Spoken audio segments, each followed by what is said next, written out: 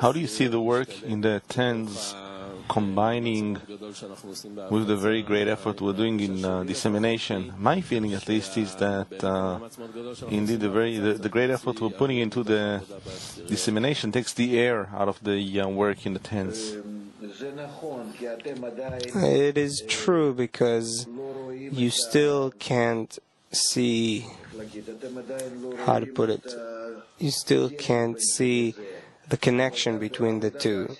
The work in the tens is a work where you stabilize the center of that ten, the center of the group, the raspberry sphere, this common thing that has its own existence, not in each and every one, rather something that we call the inclusive, the keter, that's built from the endeavors that everyone is making. And the work that you do out in the streets, you're not doing it there. There, you... how to put it? There, you could continue the work of the ten in the streets, but it's on the condition that you maintain the connection in the ten that you achieved before. Meaning, first you make efforts in workshops, attaining a common connection, like, say, the students of Rabbi Shimon, after they struggle to be above the hatred between them. Afterwards, they connect, and through that connection they begin to attain, through this inclusive thing between them, they begin to attain the true connection between them and the Creator. This is what they talk about in the Zohar, the system of the worlds. And the structure of the worlds is the system of bestowal among the souls. And what's fulfilling that system of the worlds is the Naran Chai, the inclusive light, the Creator. And so if we do the work in the ten, and then go out to the streets, while maintaining that inner strength that we got from the ten, that'll be a very fruitful work.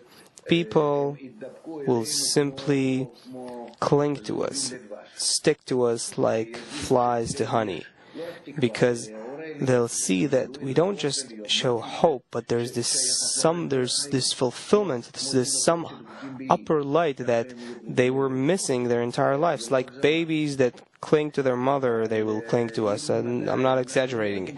But if we aren't making that connection between us yet as this common force, then we kind of sometimes succeed, sometimes less. But nevertheless, the ten is the group from which I take strength, and that these efforts it's my own inner effort, the kind of introverted effort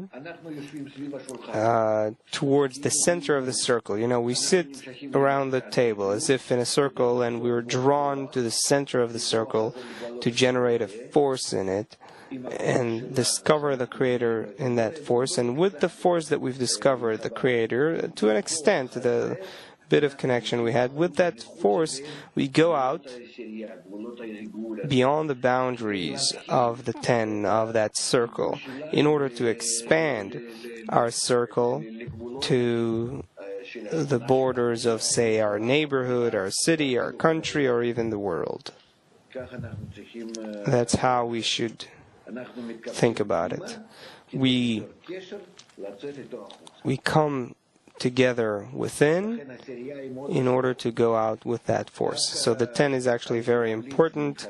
I would recommend, just like we usually do before lectures or in workshops, conventions, that we first do a gathering of friends. We first have to gather and come together, but not in a formal way, but it's really in order to collect that force that I achieve and maintain and go out to the streets with.